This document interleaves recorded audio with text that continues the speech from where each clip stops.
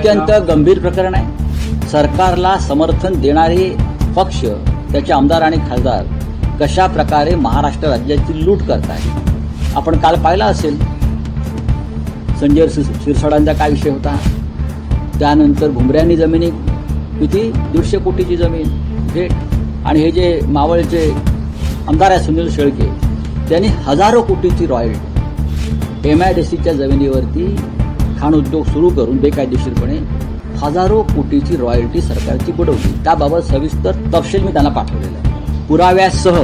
आतापर्यंत मी देवेंद्र फडणवीस यांना त्यांच्या मंत्रिमंडळातील आणि त्यांना समर्थन देणारे मंत्री आमदारांची 21 प्रकरणं भ्रष्टाचाराची पाठवलेली आहे.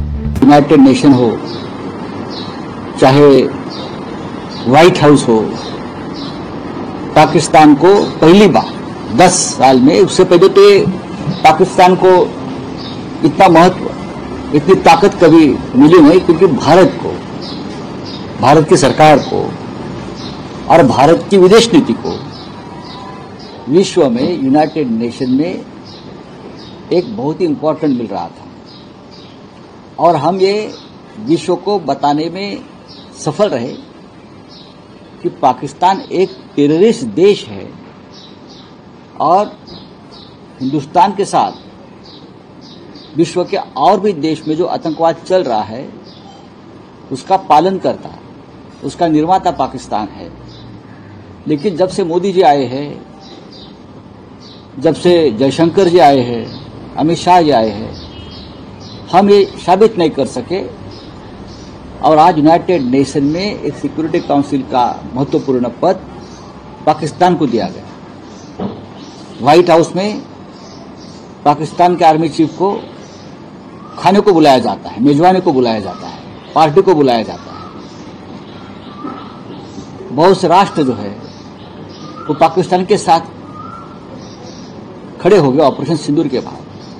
और अब तक भारत के चाहे विदेश मंत्रालय हो, चाहे डिफेंस मंत्रालय हो, अब तक उसके ऊपर एक शब्द नहीं बोल पा रहे. पूछना चाहिए मोदी जी ने, इतनी बड़ी छाती है उनकी 56 इंच की. ट्रंप से सवाल करना चाहिए कि क्या चल रहा है हिंदुस्तान के साथ, आप कौन सी नौटंकी कर रहे हो. देखिए ये बहुत ही गंभीर बात है, मैं ये मानता हूं. और नरेंद्र मोदी आज भी प्रधानमंत्री जी विदेश घूम रहे हैं, आज यहाँ है, कल वहाँ है. हमारे साथ यूनाइटेड नेशन में हमारे आवाज में आवाज मिलाने वाला कोई नहीं. पूछिए नेतन्याहू को, क्या हमारे साथ खड़े रहेंगे आप? जिस तरह से पाकिस्तान को ताकत देने की कोशिश प्रेसिडेंट ट्रंप कर रहे हैं, ये आने वाले दिनों में, भविष्य में भारत के लिए खतरा है. सर, RSS की मीटिंग है दिल्ली में. मोदी जी RSS की 3 दिन की मीटिंग है दिल्ली में. किसकी? RSS की. हाँ, सर आपकी मीटिंग है क्या? उस मीटिंग में आपको लगता है जो मंथन होगा कि मोदी जी है 10 बड़े दौरे पे गए 10 दिन के, और ये जो मंथन है बीजेपी राष्ट्रीय अध्यक्ष को लेकर वो नहीं हो रहा है. सर बात ऐसी है, मोदी जी हिंदुस्तान में कब रहे थे? वो दौरे पे रहे थे ना. उनके pass tour end travel ministry भी होनी चाहिए स्पेशली, और ट्रैवल टूरिज्म के एम्बेसडर देश के होने चाहिए, और बताना चाहिए मन की बात में कि हमारे भारत की जनता ने कौन से देश में जाना चाहिए, कहाँ रहना चाहिए, क्या खाना चाहिए, कौन से होटल में रहना चाहिए, कहाँ कंसेशन मिलता है. मोदी जी देश में है कहाँ? महाराष्ट्र में 3 महीने में 1000 किसानों की आत्महत्या हो गई है. कि मोदी जी को मालूम है? अब तक पहलगांव के जो हत्यारे हैं, टेररिस्ट है 4, उसको हम ढूंढ नहीं पा रहे हैं. क्या ये मोदी जी को पता है? आप बताइए. एयर इंडिया पूरी तरह से खत्म हो चुकी. अहमदाबाद में जो प्लेन क्रैश हो गया, उसके बारे में क्या हो गया उसका हम पता नहीं कर पा रहे. और मोदी जी विदेश में घूम रहे हैं, प्रधानमंत्री जी की देश की हालत है. बीजेपी के राष्ट्रीय अध्यक्ष उसकी चयन नहीं हो पा रही, RSS से मुलाकात नहीं हो रही मोदी जी को, किस तरीके से देखते हैं? बैठक में आपको लगता है सर कि इसको भी लेकर चर्चा कोई भी अभी मैं क्या बोल सकता हूँ? RSS के अंदर क्या चर्चा होगी, क्या नहीं होनी चाहिए, ये मैं कैसे बता सकता हूँ? RSS और भारतीय जनता पार्टी भाई भाई है. अब 2 भाइयों में क्या होने वाला है अंदर मालूम नहीं. अब भाई भाई में झगड़ा भी होता है ना. अब लगता है कि बीजेपी और RSS में कुछ चल रहा है अंदर. लेकिन अगर RSS अगर मन में लाता है तो बीजेपी को सबक सिखा सकते हैं. क्योंकि आज जो बीजेपी आपको दिख रही है वो तो RSS के कार्यकर्ता की ताकत के ऊपर इतनी जीत मिले उनको. बोलिए आपका क्या है? राऊत साहेब, बोला. महाराष्ट्रातला बहुचर्चित विषय 5 तारखेला होणारा मराठी विजय मेळावा, काय तयारी सुरू आहे ठाकरे गटाकडून आणि मनसेकडूनही, कारण समन्वयामध्ये तुम्ही आहात, काय नेमकी रूपरेषा आणि काय तयारी? 5 तारखेचा जो मेळावा आहे त्याला आता फार कमी दिवस राहिले आहेत. आज बुधवार आहे आणि शनिवारी मेळावा आहे. दोन्ही बाजूनं पूर्ण तयारी सुरू आहे. आता या क्षणी आमचे सहकारी शिवसेनेचे नेते अनिल परब आणि मनसेचे नेते हे जिथे प्रत्यक्ष कार्यक्रम आहे डोम सभागृहामध्ये आत्ता जाऊन ते पाहणी करत आहेत. त्यानंतर पुढल्या 2 दिवसामध्ये प्रत्यक्ष व्यासपीठावरची आणि गर्दी क्राऊड मॅनेजमेंट ज्याला म्हणतो त्या संदर्भातली तयारी केली जाईल. आमंत्रण तर आम्ही दिलंय लोकांना खुल्या पद्धतीनं. कुणाला घरी जाऊन आम्ही आमंत्रण देणार नाही, कोणी असतील. आणि काल शिवसेना पक्षप्रमुख उद्धव ठाकरे आणि मनसे प्रमुख राज ठाकरे या दोघांनी एकत्रित आवाहन केलेलं आहे की तुम्ही या जल्लोषात सामील व्हा मराठी माणसाला. कारण हिंदी सक्तीचा जो निर्णय मागे घेतला तो मराठी माणसाचा विजय, त्यांच्या एकजुटीचा विजय. मराठी माणसं एकत्र येणार या भीतीनं मागे घेतलेला तो निर्णय आहे. त्याच्यामुळे हा जल्लोष समस्त मराठी बांधवांनी करावा असं दोन्ही प्रमुख ठाकरे बंधूंचं एक भूमिका आहे. आणि त्यानुसारच कालचं जे निवेदन किंवा निमंत्रण आहे ते समस्त महाराष्ट्रातल्या जनतेसाठी आहे. आणि राजकीय पक्ष, जात, धर्म याचा विचार न करता त्या सोहळ्यात सगळ्यांनी उपस्थित राहावं अशी आमची भूमिका आहे. पण राऊतसाहेब, ठाकरे बंधूंव्यतिरिक्त आणखी कोणते राजकीय मोठे नेते या मेळाव्याला उपस्थित राहू शकतात? मग हा राजकीय मेळावा नाही. सगळ्यात आधी तुम्हाला मी सांगतो, काल रात्री माझं मनसे प्रमुखांशी बोलणं झालं. मग शिवसेना पक्षप्रमुखांशी माझी चर्चा झाली. आमचं सगळ्यांचं अशी म्हणणं आहे की हा राजकीय मेळावा नाही. मान अपमान, सन्मान, मानापमान बरं का, हा विषय इथे येत नाही. आम्ही सगळ्यांना आमंत्रित केलेलं आहे जाहीरपणे. त्यामध्ये कोण कोण आहे? नाही, सगळ्यांना म्हणजे आता ज्यांना तिथे उपस्थित राहायचं त्यांचं तिकडे नक्कीच स्वागत केलं जाईल. असं आहे की प्रत्येकाला यायचं, किती जणांचं आम्ही घरी जाऊन आमंत्रण देणार मला सांगा? हजारोच्या संख्येनं लोक तिकडे जमतील. जे कोणी प्रमुख नेते येऊ इच्छित आहेत ते आमच्याशी संपर्क साधतात. त्यांची व्यवस्था तिकडे केली जाईल पूर्णपणे. त्यांच्या स्वागताची केली जाईल. त्यांच्या आगमन प्रसंगी ते कुठे बसतील, काय करतील, ही सगळी व्यवस्था आम्ही करतोय. पण अगदी कमी वेळ असल्यामुळे प्रत्येकाला व्यक्तिशः आमंत्रण देणं सोपं नाही. त्याच्यामुळे हेच आमंत्रण, ठाकरे बंधूंचं हेच आमंत्रण स्वीकारून सर्व मराठी माणसानं, मराठी नेत्यांनी तिकडे उपस्थित राहावं ही आमची भूमिका आहे. पण मुंबई भाजप अध्यक्ष आशिष शेलार असं म्हणत आहेत की एका पक्षाकडून गर्दी होणार नाही, म्हणून बऱ्याच पक्षांचा मिळून हा मेळावा होतो. त्यांना काय म्हणायचं आहे ते म्हणू द्या. आता मेळावा जो, मोर्चा जो होता हा सगळ्यांचाच होता ना, म्हणून तुम्ही माघार घेतलीत. ठाकरे एकच आहेत. तुम्ही वेगळं करण्याचा प्रयत्न करताय व केलाय. ही तुमच्या मनातली भीती आहे. गर्दी काय असते हे दोन्ही ठाकऱ्यांनी वारंवार दाखवलेलं आहे. तुमच्यासारखी विकतची गर्दी ठाकऱ्यांना आणावी लागत नाही. मग ते माननीय बाळासाहेब ठाकरे असतील, माननीय उद्धव ठाकरे असतील किंवा मनसे प्रमुख राज ठाकरे असतील. ही भारतीय जनता पक्षानं पैसे देऊन माणसं आणण्याची परंपरा सुरू केली आणि ती ठाकरेंनी वारंवार मोडीत काढली.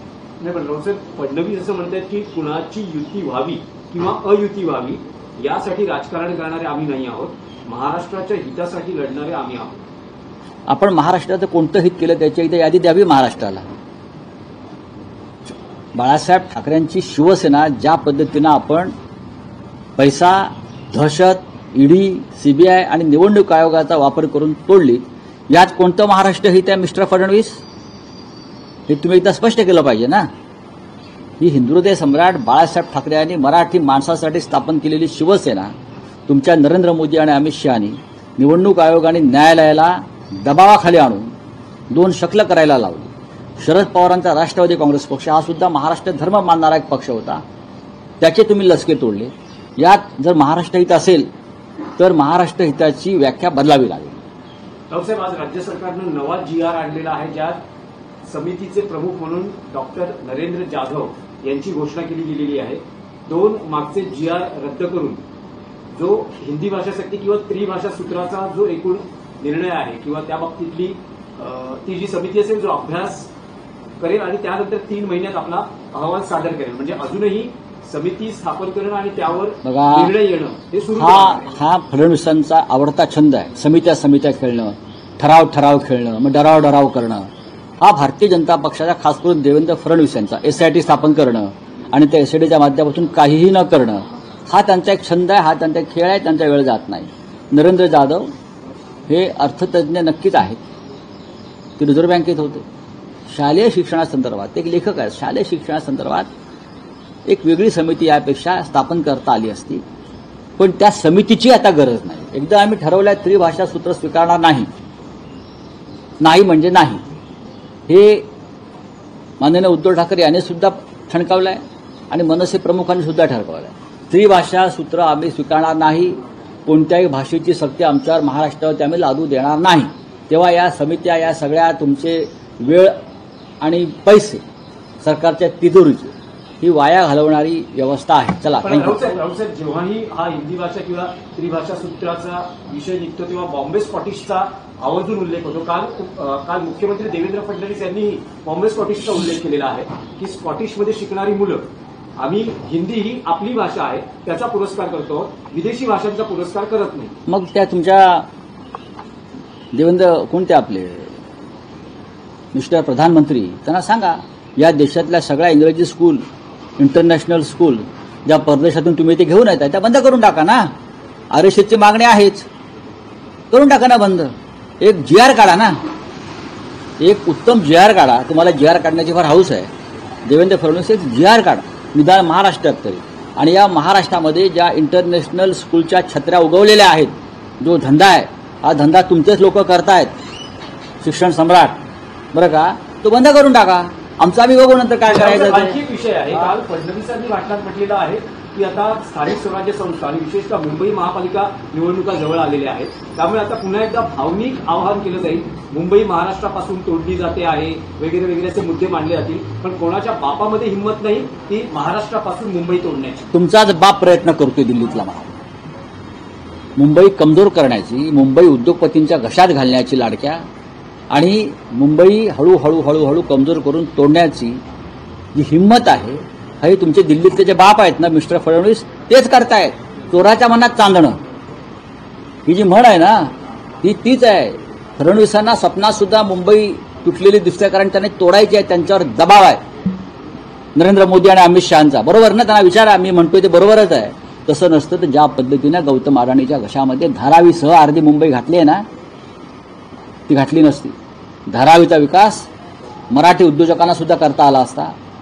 आणि धारावीच्या जमिनीवर मुंबईचे पोलीस, गिरणी कामगार, मराठी माणसं यांना सुद्धा उत्तम प्रकारे घरं देऊन मराठी म्हणून तिथे एक वसाहत उभारता आली असती काही हजार लोकांची. करताय का?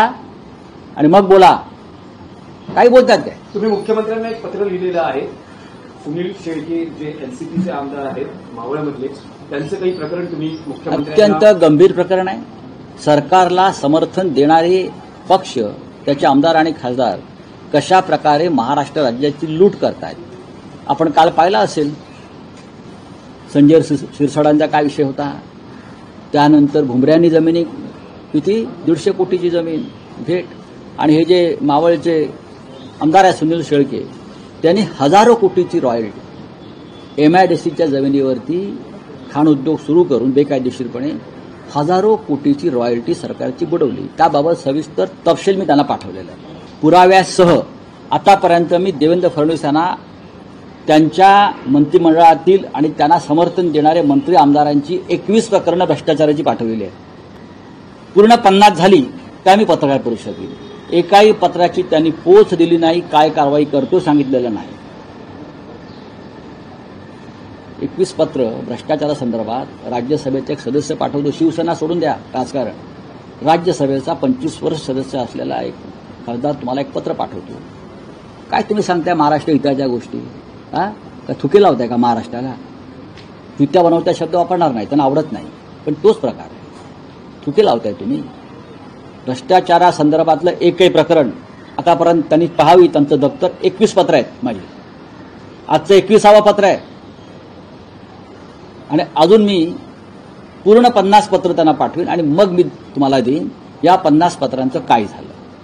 ही नौटंकी नाही आहे. महाराष्ट्र कसा लुटला जातोय तुम्हाला पाठिंबा मिळाल्याबद्दल दिल्याबद्दल सरकारमध्ये प्रत्येक ठिकाणी लूट आहे.